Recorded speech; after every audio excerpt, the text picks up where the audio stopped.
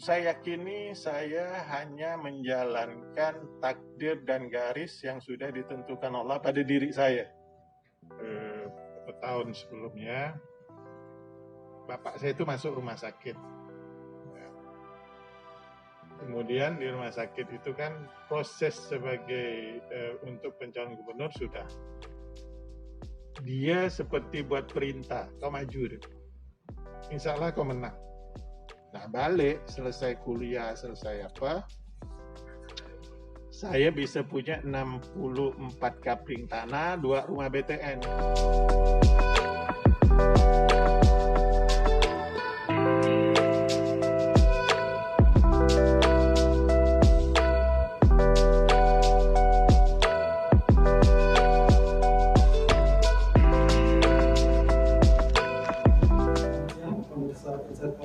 Dimanapun Anda berada, kali ini kita ada bincang khusus dengan Gubernur Kalimantan Barat, Bapak Haji Sutarmiji.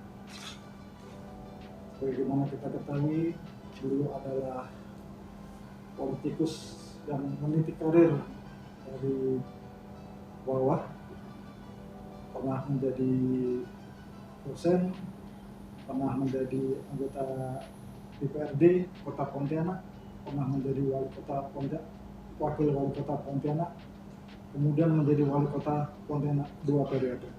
Ini tentu tidak lepas dari bagaimana kemudian latar belakang keluarga, bagaimana kemudian aktivitas politik maupun bacaan-bacaan beliau yang tentu mempengaruhi bagaimana politik yang beliau lakukan saat ini. Karena itu saya akan langsung bertanya kepada Pak Gubernur. Pak, kabar? Ya, alhamdulillah. Nah, Bapak ini adalah dengan latar belakang keluarga yang besar, 9 keluarga, dan nomor 6 dari 9 berkeluarga itu dengan Bapak Abu Bakar bin Abdullah. Apa sih Pak yang ditanamkan dalam pendidikan orang tua semasa kecil sehingga bisa mempengaruhi jalan politik Pak Gubernur sampai sekarang ini? Saya gini, kakek saya itu penyalur koran dan majalah, kakek saya. Dan juga waktu itu agen jamu jago. Kemudian karena berinteraksi terus itu, maka saya, bapak saya, Pak Muhammad Tahir, dan ibu saya Jarida itu, yang paling banyak mewarnai kehidupan kami itu ibu. Nah kalau jualan koran itu memang, ya kami keluarga besar itu kan karena distributor majalah koran dengan toko, dulu kakek saya toko Violeta. Ya. Nah kita keluarga besar itu, saya, adik saya, sepupu saya itu rata-rata jualan koran, dan yang jual koran, jual majalah di pasar tengah itu ya kami aja, ya. Nah itu makanya sampai hari ini saya kebiasaan membaca itu tidak pernah tinggal, ya. Pagi-pagi rasanya kalau belum baca koran, begitu kita turun ke kantor itu ada yang kelupaan, apa yang rasa tidak ada di dalam kita lakukan, yang biasanya kita lakukan tiap hari itu, ya, baca koran dan lain sebagainya. Nah, pernah ketika di wali kota itu ada pelanggan saya namanya Pak Insinyur Pedi Nataswarna, baru meninggal orangnya di usia 80 tahun. Waktu itu saya kelas 5. Saya jual koran tuh dari kelas 2 SD sampai semester 7 kuliah. Setelah dapat beasiswa saya berhenti. Jadi Pak Pedi ini tanya saya, kamu besar mau jadi apa? Waktu itu saya kelas 5, ingat betul. Bilang saya mau jadi wali kota di sini karena saya jualan koran di kantor wali kota. Dia tanya di kantor wali kota. Nah, kalau saya jualan koran di kantor gubernur waktu itu, dan ditanya, saya pasti bilang menjadi gubernur. Nah, jadi, tempat saya dialog sama beliau itu, ya. Waktu saya jadi wakil wali kota, saya belum ngomong sama beliau. Nah, ketika saya jadi wali kota, ini tempat saya ngomong sama Pak Pedi ini, kan waktu itu dia tanya saya mau jadi apa, terus saya jawab mau jadi wali kota. Nah, ternyata saya jadi wali kota. Artinya dia dalam pikiran saya, berarti itu kan doa. Doa itu dikabulkan Allah kan. Nah, tempat saya dialog sama Pak Pedi itu, itulah sekarang jadi mimbarnya Masjid Al-Khalifah di kantor wali kota. Nah, jadi mimbar kalau jadi taman, takutnya nanti saya pikir kalau wali kota yang baru mau ubah jadi apa kan bisa. Nah, kalau mimbar masjid siapa nak bongkarnya? Kan? Nah, itu mimbar masjid itu, itulah dialog saya sama Pak Pedi, ya, almarhum. Kalau bapak saya pendidikannya lumayan baik, ya, HIS waktu itu baik. Angkatannya itu Pak Yan, Pak Dr. Bahtiar, itu angkatan beliau. Nah, beliau pernah bekerja sebagai pegawai Departemen Agama. Nah, ketika dipindah ke Singkawang, beliau oleh datuk saya disuruh berhenti. Ya, berhentilah dia. Dulu ada golongan pangkat 2F. Ya, sekarang kan nggak ada. Hanya 2D, ya. Itu 2F. Nah, diberhenti. Nah, setelah berhenti ya mungkin dia kecewa disuruh berhenti, kadang pergi merantau kemana-mana gitu ya, tahunan baru pulang. Jadi kami lebih berinteraksi dengan ibu. Nah, ibu saya itu paling disiplin orangnya, ya, paling disiplin. Nah, yang mempengaruhi watak kita dan karakter kita itu ya ibu. Setelah masuk kuliah, kemudian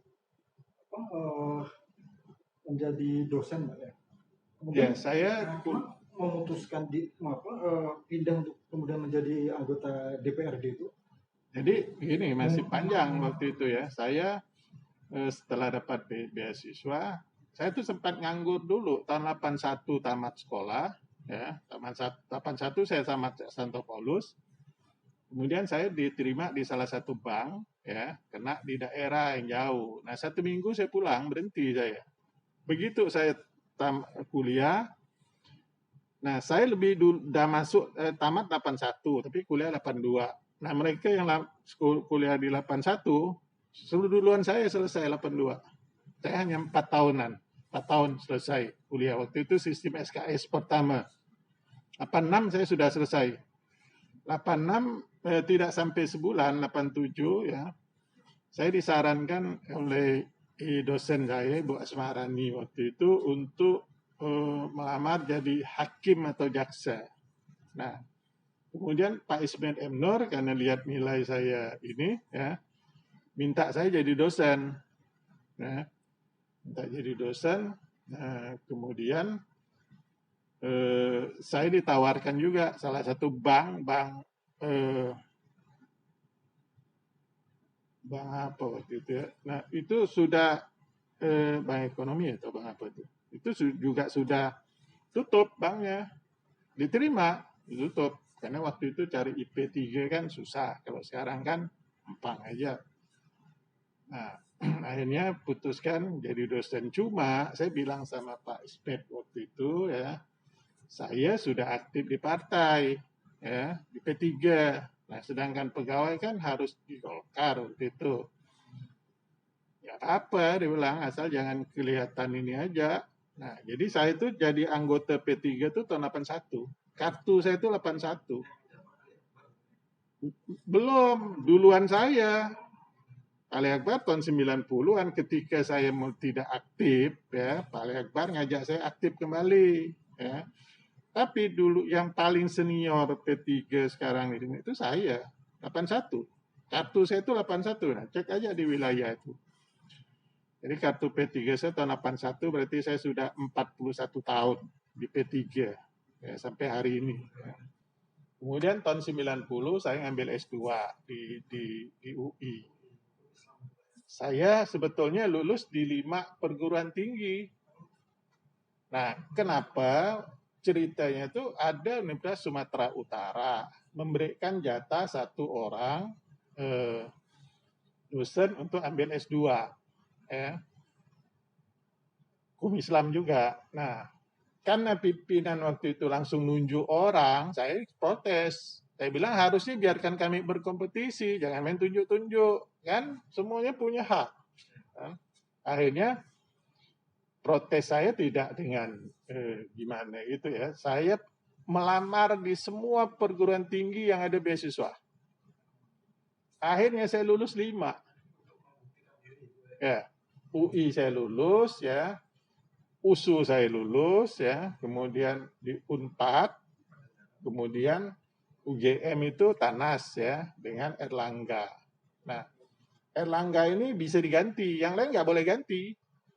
Harus yang bersangkutan. Akhirnya saya itu pamit di sini untuk ambil S2 di USU. Karena pengen ya gimana sih suasana USU gitu ya. Kalau Jakarta kan bisa aja kita kemana pergi kan.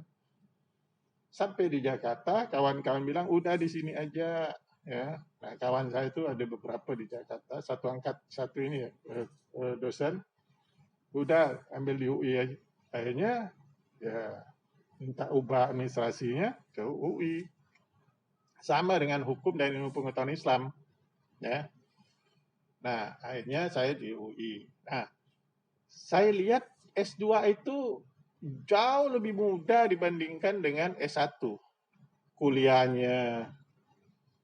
Kadang ada dosen yang ujian paper. Ya, ujian paper. Nah, kemudian ada dosen yang ya ujian kelompok. Ya. Jadi banyak sekali waktu kita luang. Nah, daripada termenung, saya bilang, daripada ini saya gunakan waktu itu untuk jadi calo tiket kapal laut. Nah, di pintu air. Jadi setiap kapal laut datang, subuh nih, jam 1, kadang jam 2, saya sudah ke pintu air. Ngantri. Agak muncul lagi, Pak. Ya, itu waktu kan ngantri. Nah, ingat betul saya harga tiket waktu itu 34.000. Yang ngantri kayak saya beri 1.000. Nah, kalau kadang dapat 30, kadang dapat 40 tiket. Nah, begitu dapat tiket, saya langsung ke Tanjung Priok. Sudah ada jaringan saya tuh KPLP dengan KP3 ya. Nah, nanti yang jual tiket sudah ada kan.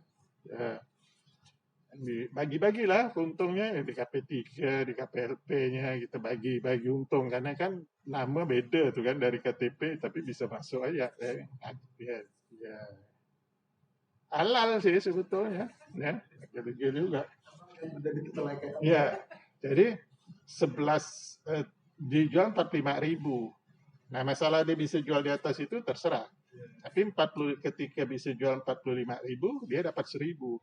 Nah, jadi kawan di KP3, KPLP 3.000, saya masih dapat 8.000. Nah, 8.000 kalau 30 tiket kan 240.000. 240.000 itu makan waktu itu lauknya ayam dengan rendang cuma 3.000. Nah, akhirnya gaji di sini dengan beasiswa tidak terpakai. Belum, masih bujangan. Saya ambilkan kapling tanah dengan rumah BTN. Nah, dari Pontianak kalau balik saya bawa bawang putih 200 kilo. Nah, bawang putih di sini itu 2.000 per kilo karena dari Malaysia, Jakarta 9.000. Nah, kalau di kapal laut ya, kalau ditaruh di bawah tempat tidur kita itu di Darjia ditusuk pakai itu kan bawang putih diambil ya. Nah, balik selesai kuliah, selesai apa, saya bisa punya 64 kapling tanah, 2 rumah BTN. Kemudian tahun 95, nah tadi itu Pak Ali Akbar dengan Arifin ngajak saya aktif kembali di P3. Akhirnya aktiflah saya. Tahun 95 saya dijadikan sekretaris P3. Nah, waktu itu ya heboh kan, karena saya ASN, ya PNS ya, tapi aktif di partai politik. Karena ada aturannya, ada aturan waktu itu Pak Menteri Pak Wardiman ya. Nah tahun 97 saya calon kasih nomor 1, Ali Akbar nomor 2, saya nomor 1. Ya, Pak almarhum Pak Faisal Hamid itu beri saya nomor 1, Ali Akbar nomor dulu pakai nomor urut.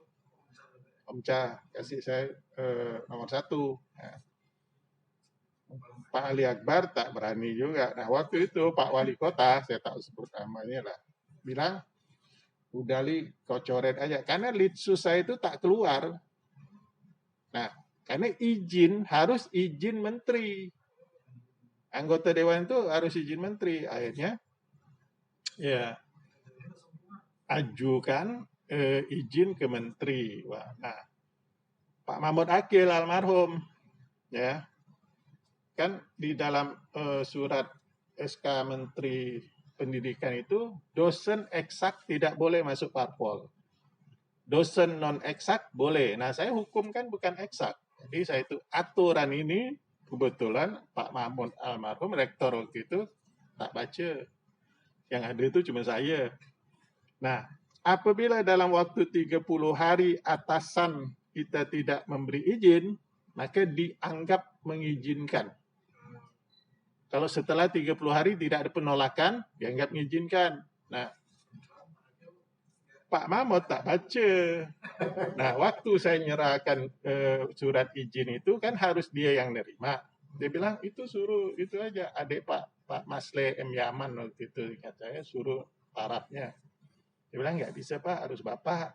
Nah, dia karena baik, ya beliau tuh baik, parap. Sampai besoknya mau terakhir kelengkapan syarat calon, saya izin itu baru keluar 1 hari sebelumnya, izin dari menteri, ya. Dan itu harus dijabarkan lagi oleh rektor. Nah, rektor serahkan kepada Bu Purek 2. Nah, keluarlah izin itu, litsus saya keluarnya jam 11 malam.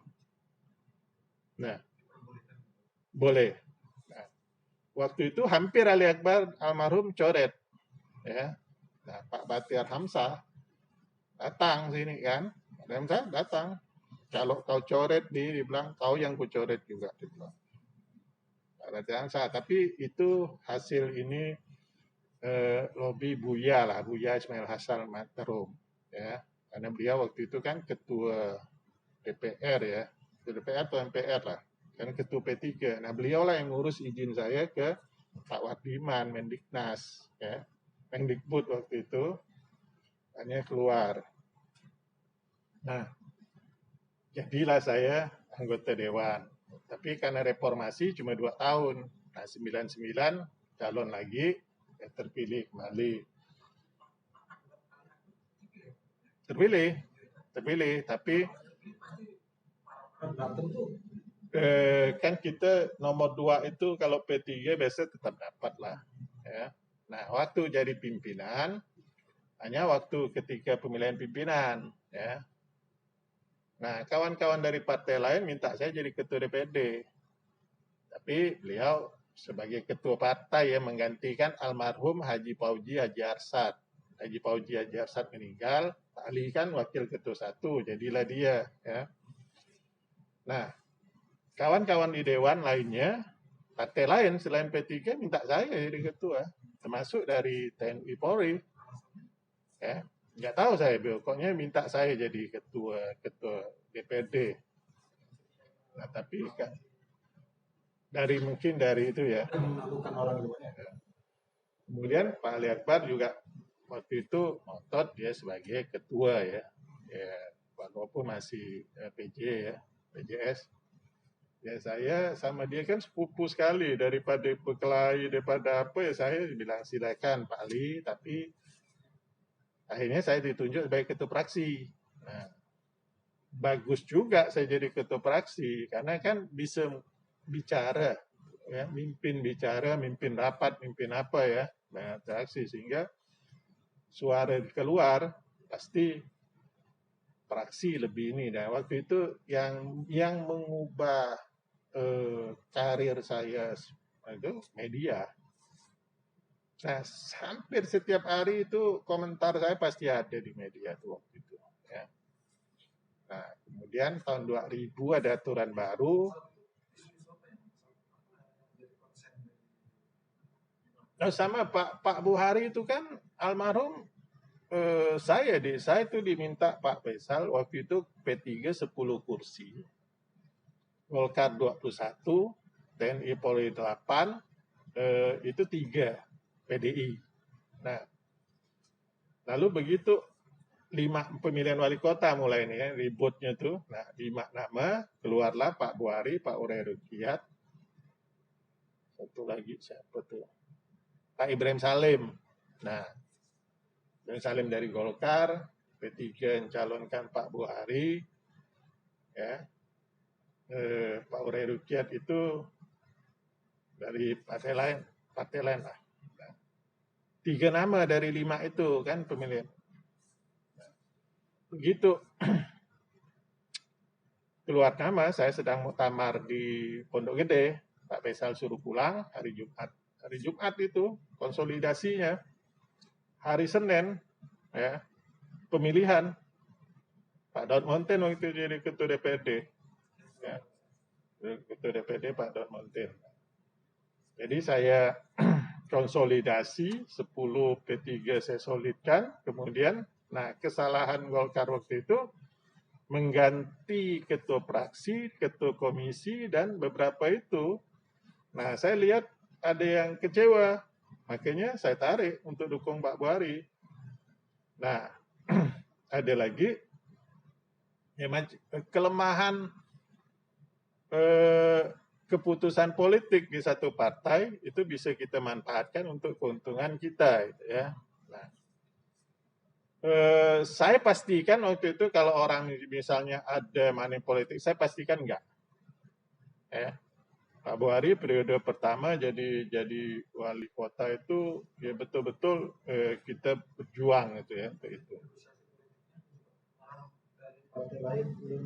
Karena hanya memainkan isu ya keretakan partai lain. Tadi itu ya, ketua fraksi diganti, kecewa, ini diganti. Kecewa. Ada lagi, waktu itu pendukung almarhum Pak Said Japar itu. Nah, kalau Pak Said Japar yang keluar 3 nama, saya pastikan beliau yang jadi. Nah, kalau yang itu solid, ya. Yang lain nggak solid. Partai lain ya, tapi P3 saya jaga. Nah, akhirnya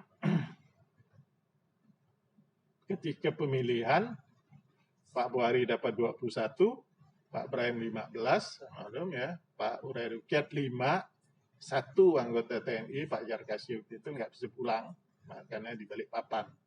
Ya. Nah, jadilah Pak Buhari wali kota, kan? Periode pertama. Nah, ketika periode kedua, ini juga akan mengubah karir saya. Ketika periode kedua, Pak Buhari sudah milih pasangan. Waktu itu PDI 10, P3 tinggal 7,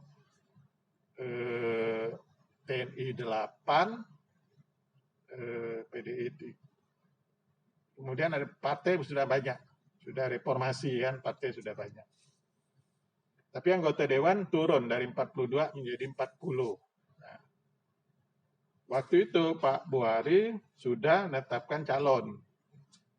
Ya, salah saya Pak Iswan, ketua PDIP, ya ketua PDIP. Nah, sedangkan fraksi lain, fraksi reformasi, fraksi pembaruan bangsa, TNI Polri, suruh saya maju. Nah, waktu itu ya PDIP 36, pembaruan bangsa 4, reformasi 4, berarti kan sudah 14. Ya. 14. Tambah TNI, ya. Ada beberapa dukung saya sudah kumpulkan 18 suara waktu itu. Nah, kalau saya pengen waktu itu ngambil salah satu pertimbangan yang saya pertimbangkan itu Pak Eka, supaya di PDIP gitu ya, ada 2 kan, Iswan yang di Pak Buhari, Pak Eka dengan saya. Saya tinggal Eka Kurniawan. Waktu itu saya pikir cuma 3, saya tinggal cari 3 aja suara PD. Nah, tapi karena bukan itu apa, Partai Bhinneka Tunggal Ika dukung saya jadi 18 waktu itu. Bhinneka Tunggal Ika 4, kemudian Pembaruan Bangsa 4, Reformasi 4, P3 6, 18. Nah, kalau Pak Bahri ambil Iswan itu 10. Ya. Golkar waktu itu calonkan Pak Ersan, kalau nggak salah. Pak Ersan. Kemudian ada juga Pak Toto. Nah, akhirnya begitu pemilihan mau final, saya tanya lagi Pak Buhari, suruh tanya, yang suruh Pak Indra, masih ada Indra, saya suruh ketemu Pak Buhari. Akhirnya Pak Buhari lihat saya sudah 18 suara yang dukung, berubah pikiran, ganti saya jadi wakil. Nah, kalau waktu itu saya menang nih ya, menanglah jadi wali kota Pak Buhari 1 periode. Mungkin langkah saya untuk ke gubernur akan repot ya. Memang waktu itu belum mikir juga, ya. Tapi setelah perjalanan ke sini ya, kalau saya ya cepat jadi wali kota waktu itu, tetap dari hitung-hitungan politik repot. Iya, karena saya pertama lawan incumbent Pak Cornelis, ya, kemudian lawan lagi yang dari partai-partai yang sepemilih gitu, ya. Akhirnya tuh saya jadi wakil Pak. Waktu itu ketika hampir selesai sebagai wali kota, beberapa tahun sebelumnya, bapak saya itu masuk rumah sakit. Ya. Kemudian di rumah sakit itu kan proses sebagai untuk pencalonan gubernur sudah. Dia seperti buat perintah, kau maju dulu. Insya Allah kau menang. Sebetulnya saya waktu itu sudah mau kembali aktif mengajar di Pancabakti dan sebagainya, sudah itu ya. Tapi kan ini perintah, ya saya anggap perintah lah ya, almarhum bapak saya. Karena ketika dia masuk rumah sakit itu 2 minggu kemudian dia meninggal di rumah sakit. Ya. Tapi perintahnya saya harus, dia ramai yang di situ, keluarga, kau harus maju dan insya Allah kau menang. Saya enggak, karena kondisi beliau waktu itu segar, tapi ya gimana akhirnya beliau semakin drop. Nah, mengenang beliau itu ya, saya tekadkan diri untuk maju. Nah, maju dan alhamdulillah. Nah, kenapa dengan Pak Oksan ya waktu itu ya supaya kita menyatu gitu loh. Itu dan alhamdulillah ya saya sebetulnya ketika jadi gubernur itu murah kenapa? Beberapa partai saya tidak mengeluarkan biaya apapun, bahkan ketika Nasdem ya Hanura itu enggak Rp1 pun enggak. Nah, kalau yang lain itu kita hanya memberi operasional partai untuk mengkampanyekan kita. Ya. Nah, sehingga ya murah lah saya bilang. Kalau orang bilang sampai ratusan miliar, kita enggak.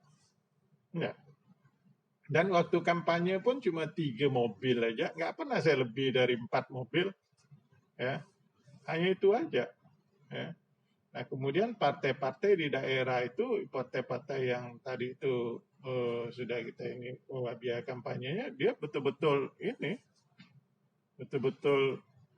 berupaya bagaimana menang, ya. Nah, kemudian kita sinergikan semuanya, ya, alhamdulillah. Nah, itu ya. Dan konsul.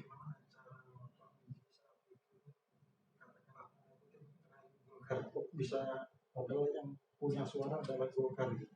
Ya, saya boleh dibilang tidak ada partai ya. Waktu itu kan P3 konflik ya. Nah, tapi saya pertama didukung PKS dulu. PKS ketika saya satu hari itu saya selesai urusan partai. Saya jam 38 bersama Pak Arief Joni saya ke PKS. Pak Sohibul Iman bilang, lah kan kita sudah ketemu di Pontianak. Saya sudah janji mau ngusung Bapak jadi gubernur, dia bilang. Nah, lama ngomong, habis itu ya setelah itu saya ke Pak Syarif Abdullah menghadap Pak Surya Paloh. Ya 20 menit lah waktu itu Pak Surya Paloh udah putuskan saya. Nah, Pak Wali dia bilang mau pasangan dengan siapa? Pak kalau strategi nih ya saya bilang saya mau pasangan dengan Pak Ketua DPD Golkar, Pak Renosan. Nah, waktu itu saya belum ngomong Pak Renosan. Ya. Karena waktu ketemu di salah satu rumah toko, beliau yang mau maju juga. Ya, nah, bagus satu kan itu. Akhirnya ya bisa. Ya, Pak Surya Paloh bilang kalau gitu dia telepon siapa gitu di Golkar sebagainya. Nah kemudian sana saya ketemu Pak Maman. Nah Pak Maman lah yang jembatani. Saya ketemu dengan Pak Nurdin Halid, saya ketemu dengan Pak Idrus Marham, ya. Nah, Pak Jan Farid juga, ya, ketua P3 yang saya ikut itu juga melobi Golkar. Akhirnya Golkar waktu itu putuskan, ya karena saya mau ini masalah survei saya kan selalu tinggi itu dan terus naik gitu. Akhirnya Golkar oke. Sebagai wakil. Nah, udah putus kemudian maghrib saya ketemu Pak Jul ketua PAN. Pak Jul bilang PAN mau calonkan saya tapi wakil dari PAN. Nah, ya bisa. Nah, kemudian jam 10:30 dengan Pak itu ketua PKB Mulyadi saya ketemu Pak Muhaimin. Nah, Pak Muhaimin bilang sudah, kita sudah ketemu di Pontianak, PKB tetap ke Pak Wali, di Belangan, udah selesai malam itu. Hari itu juga selesai. Nah, orang berbulan-bulan kan, memang Allah berikan kemudahan pada saya, ya satu hari itu partai selesai. Ya, saya lihat ketika menyusun RPJMD, saya lihat data-data. Rumah sakit Sudarso itu keluhan banyak. Ya, karena ya, infrastrukturnya kayak inilah ya, pelayanan dan sebagainya. Ini harus diubah. Itu bergerak dari data itu, kemudian infrastruktur jalan. Dan provinsi kondisi mantap kata 86%. Saya tidak yakin, saya minta validasi. Ketika divalidasi, setelah saya jadi gubernur itu hanya 49%. Jauh, termasuk luas lahan tanam atau 529.000 hektar.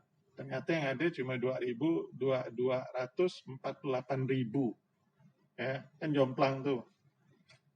Produksi 1,7 juta ton gabah kering giling, ternyata cuma sepertiganya, ya, sehingga kita harus masuk dari luar lagi. Nah, berdasarkan data-data itu, maka sektor kesehatan dan pendidikan, saya lihat lamanya orang bersekolah di Kalbar itu waktu itu hanya baru 7,2 tahun. Sekarang sudah hampir 7,5 tahun. Ya. 7,2 tahun. Nah, sehingga angka IPM kita jelek. Jadi dari sisi kesehatan, pendidikan, dan pertumbuhan ekonomi, sisi inilah yang menyebabkan IPM kita. Nah, IPM provinsi itu kan akumulasi dari kabupaten kota.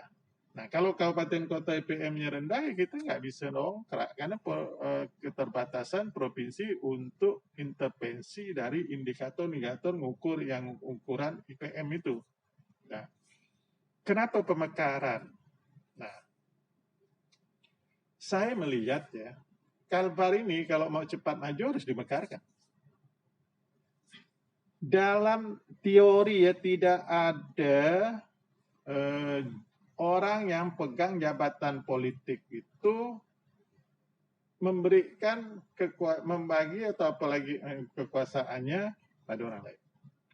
Tidak mungkin dia mau mengurangi wilayah kekuasaannya biar sejengkal pun. Tapi saya tetap bertekad untuk pemekaran. Bukan. Saya di Melawi menang, Kapuasulu menang. Ya. Sintang beda dengan yang lain itu cuma 19.000. Ya. Jadi suara saya cukup signifikan di sana. Ya. Nah, tapi memang harus dimekarkan. Kalbar ini kalau tidak dimekarkan, ya bayangkan hanya 1/4, 1/3 Pulau Jawa. Ya. Di sini hanya ada APBD cuma 5,4 triliun. Ya.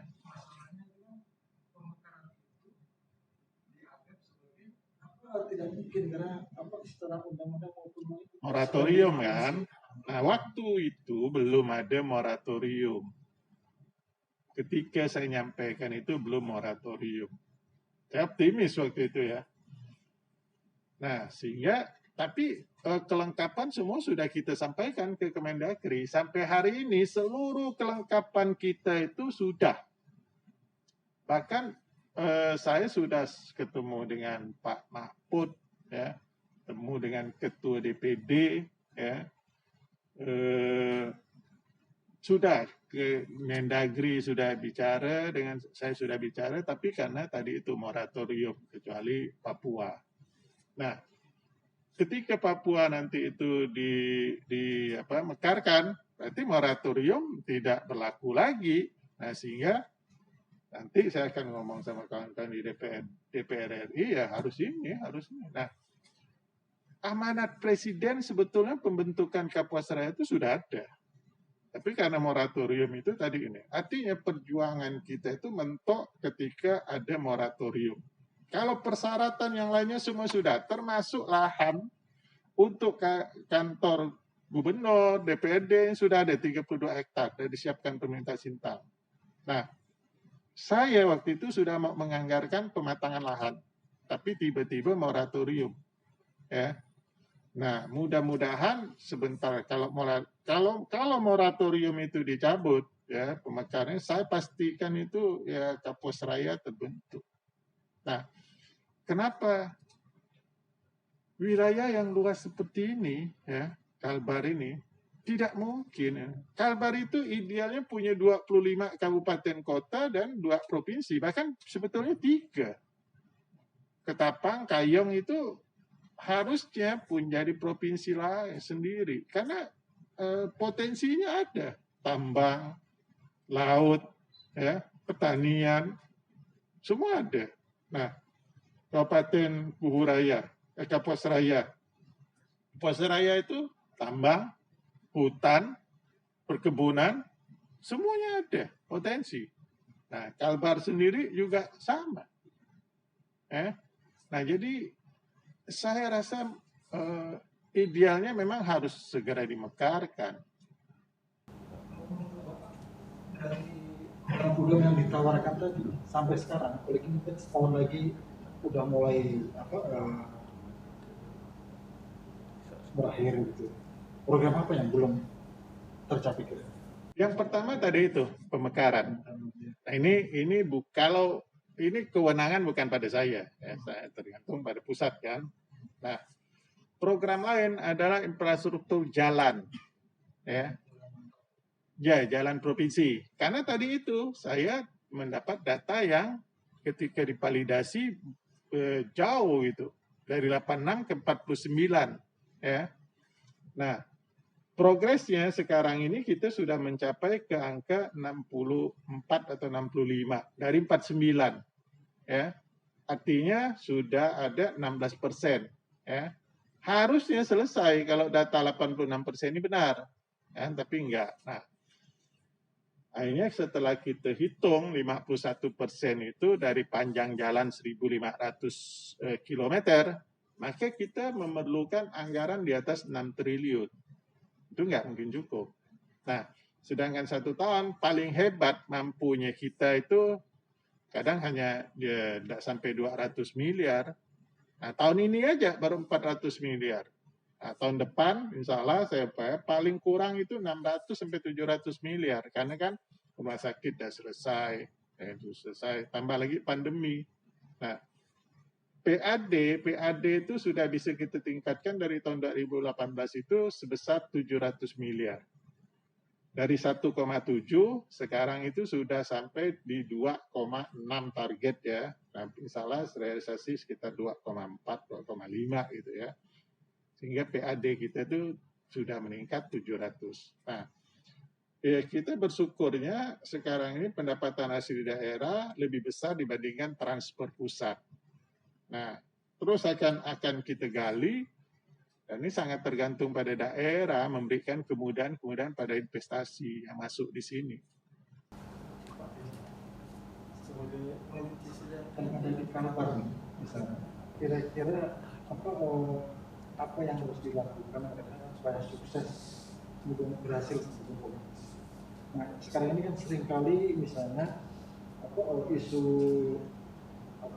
etnisitas sering perlu dimasukkan dalam politik identitas tadi. Kalau daerah kita mau maju, ya, yang gitu-gitu itu jangan jadi pertimbangan utama. Ya. Karena tidak ada satu daerah pun di Indonesia ini yang homogen betul gitu, nggak ada. Pasti heterogen. Kalbar apalagi ya. Nah sehingga harusnya yang gitu-gitu tuh udah selesai. Sudah selesai kalau saya. Saya kampanye waktu kampanye saya bilang apa? Saya kalau jadi gubernur, ya, kalau dipilih, saya akan melakukan panduan agama saya ada. Ya. Pertama, hubungan antar kita yang beda agama dalam Islam sudah diatur lakum dinukum waliyadin. Agamamu untukmu, agamaku untukku. Ya. Kemudian hubungan antar etnis, agama pun udah ngatur. Kujadikan kaum bersuku-suku berbangsa-bangsa, kata Allah, untuk saling bersilaturahmi. Kan itu. Ada lagi kunci dalam ajaran agama Islam. Ya. Jangan karena kau benci pada satu kaum, lalu kau tak bisa berlaku adil. Artinya, sekalipun kita tak senang dengan orang, kita tetap harus berlaku adil sebagai pemimpin gitu ya. Nah itulah ya. Nah, yang saya perlu pesankan kepada politisi, satu, hindari kepentingan kita dalam kepentingan pribadi keluarga di dalam satu tata kelola pemerintahan. Ya. Saya sejak jadi wali kota sampai hari ini, silakan siapapun boleh ya untuk menyampaikan bukti. Tidak ada istri, anak, menantu yang berurusan dengan APBD. Baik proyek atau apa, enggak. Saya yang paling buta itu kalau disuruh pengurus proyek. Misalnya penawaran, tak ngerti saya. Sampai hari ini. Saya memang tak mau ngerti. Kenapa? Supaya saya jangan masuk di itu. Kedua, yang tidak boleh dilakukan adalah ketika kita mengamanahkan jabatan pada seseorang, jangan pernah ketika kita memberikan jabatan itu, kita mendapatkan imbalan dari dia. Jual beli jabatan itu paling pantang. Kenapa? Kalau sudah seorang kepala daerah memberikan jabatan pada seseorang, tapi dengan cara-cara transaksi, maka dia tidak akan pernah bisa berdiri tegak di hadapan orang yang dipimpin. Nah, ketika seorang pemimpin sudah tidak bisa berdiri tegak di hadapan orang yang dia pimpin, maka tidak akan mungkin dia sukses dalam kepemimpinannya. Tak mungkin. Sekali belajar gitu, senang sekali beropini dengan siapapun gitu. Itu gimana itu punya energi bisa melakukan itu terus sementara banyak kesibukan Pak Eji ini yang juga kemudian harus dikerjakan. Saya kadang perlu Pendidikan politik apa yang coba ya, misalnya yang ingin diberikan? pertama pendewasaan politik saya dari selisih pendapat di media sosial misalnya itu mengatakan politik saya. Kedua, saya jadi tahu karakter masyarakat itu sukanya apa sih. Nah sehingga kapan saya harus menimbulkan kegaduhan kalau orang bilang. Oh, nggak masalah, karena kegaduhan itu bagian dari ya, kematangan manajemen kita. Ya. Walaupun ada kegaduhan, nah kemudian saya tidak pernah dan tidak berpikir menyampaikan segala sesuatu kalau itu harus disampaikan ya dengan pikiran kalau ini saya sampaikan maka akan berpengaruh negatif terhadap karir politik saya. Saya tidak ingin.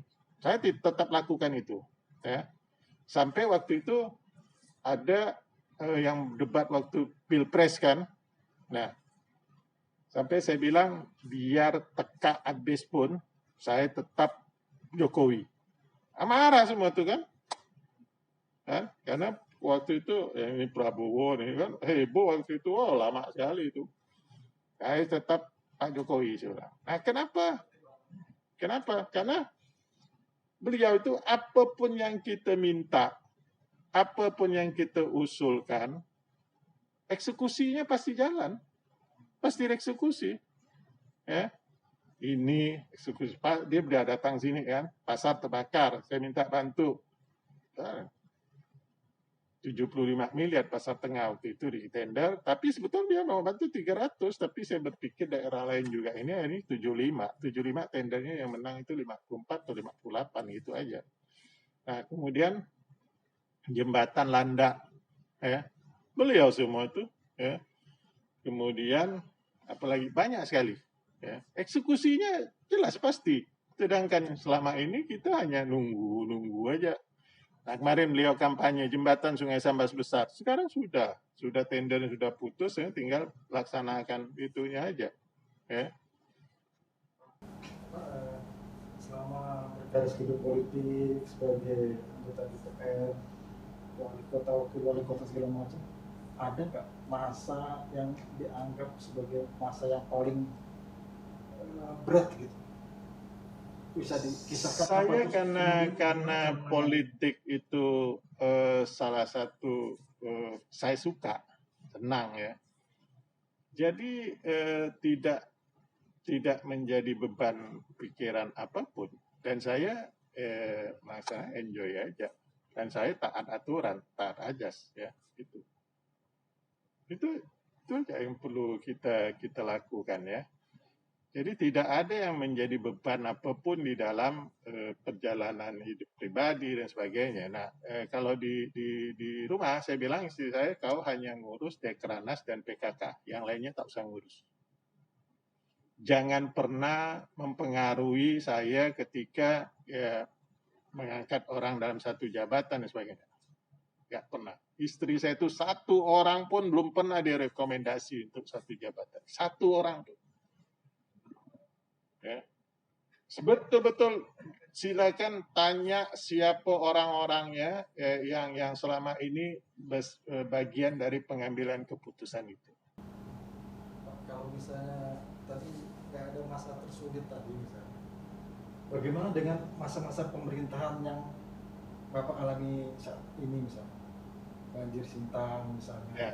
Terus kemudian dengan adanya COVID misalnya, nah itu kan kemudian bencana-bencana besar misalnya, mungkin masa-masa apa yang kemudian bisa diambil dari peristiwa-peristiwa itu dalam karir politik maupun kepemimpinan Pak Nizam?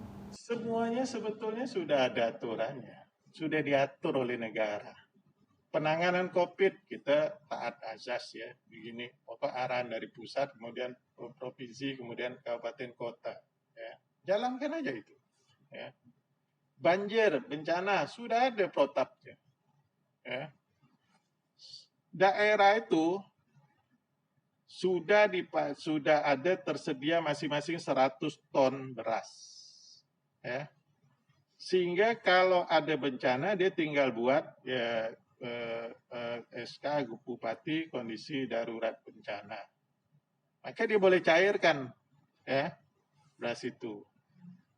Nah, provinsi, APBD provinsi ada dana bansos dan sebagainya, itu kan untuk bencana alam. Keluarkan ya, panjang untuk kepentingan masyarakat. Kemudian ngajak orang ini ya, semuanya tinggal itu. Nah, kalau semuanya petunjuknya dilaksanakan, nggak ada yang repot. Ya. Cuma kadang kita beda pendapat dengan penanganan pasca banjirnya. Seperti misalnya Kementerian PU dengan geobeknya. Kalau saya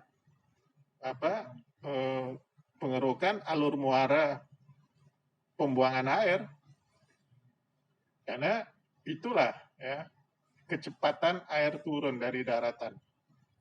Kalau tetap Menteri PU tetap melaksanakan geobeknya itu, tapi saya ya tetap itu pengerukan. Ini pertanyaan terakhir, kira-kira dalam karir politik maupun pemerintahan segala macam apa yang kemudian belum dicapai sehingga itu yang kemudian menjadi PR? Yang jelas ya peningkatan IPM. Tapi ini bukan karena untuk bisa dilakukan oleh provinsi sendiri. Ini kan akumulasi dari kabupaten kota, kabupaten yang kita dorong itu. Kedua, saya pengennya waktu itu infrastruktur jalan selesai. Ternyata tidak bisa selesai karena tadi itu data kita salah, kan? Nah, tapi sektor-sektor yang lain, kesehatan dan salah pendidikan sudah banyak progres kemajuannya, ya.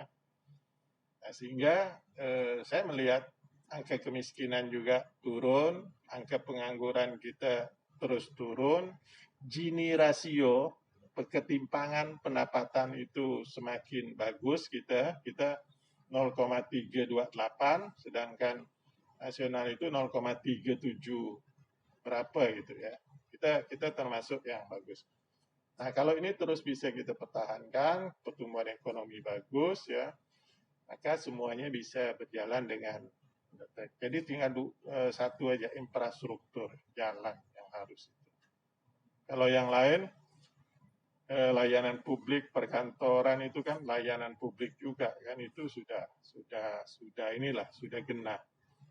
Ya, tinggal masa COVID ini bagaimana membuat ruang interaksi masyarakat antara satu dengan yang lain itu harus diperbanyak supaya COVID ini bisa landai dan menjadilah endemik gitu. Itu harus disiapkan. Sehingga depan pendopo itu saya buat jogging track supaya jangan ngumpul di Guli semua. Jogging track, kemudian hutan kota ada jogging track, kemudian ada itu semuanya dalam rangka kita menangani hal-hal yang tadi itu. Tapi intinya semuanya harus kita laksanakan sesuai dengan aturan-aturan. Harus aturan yang kita pakai. Saya kadang dianggap dikit aturan saya. Kemudian gali seluruh potensi pendapatan asli daerah. Dan itulah kekuatan kita sebagai daerah untuk membiayai. Ya. Akhirnya air permukaan dan sebagainya. Tapi nanti ya kita bicara khusus pendapatan asli daerah. Bagaimana dongkraknya, strategi apa yang harus dilakukan, ya itu semuanya. Idealnya saya ingin itu pendapatan asli daerah Kalbar itu di atas 3 triliun dalam masa jabatan saya. Tapi saya hanya bisa mengangkat dari 1,7 ke 2,6. Ya. Mudah-mudahan ada 1 tahun lagi bisa sekitar 2,7, 2,8. Ada satu kata yang bisa menggambarkan Pak Gizi Apa itu? Gimana? Ya, kata sifat yang menggambarkan Pak di sini. Saya itu apa ya? Segala sesuatunya itu saya yakini saya hanya menjalankan takdir dan garis yang sudah ditentukan Allah pada diri saya. Apapun yang terjadi ketika saya melangkah ke depan, ketika nanti malam, besok, lusa, dan seterusnya sampai akhir hayat kita, semuanya sudah diatur Allah. Kita manusia cuma diwajibkan untuk berusaha. Masalah apa yang kejadiannya, ya, kun payakunnya itu, ya sudah ditentukan Allah. Satu kata itu apa? Ya. Berjuang. Keyakinan pada Allah. Gitu. 3 suku kata gitu. Ya. 3 suku kata. Nggak bisa satu kata. Baik Pak, terima kasih. Kalau mau satu kata, keyakinan. Terima kasih Pak. Atas waktunya yang sudah panjang sekali ini, dan saya rasa ini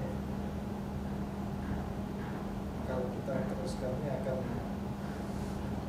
semakin panjang lagi gitu, dan Banyak kita sendiri sebenarnya ya oke aja gitu, tapi tentu jatuh itu juga pasti ada, dan kita juga pengen. Jadi saya pikir kita akhiri sampai di sini, dan terima kasih atas waktu yang diberikan.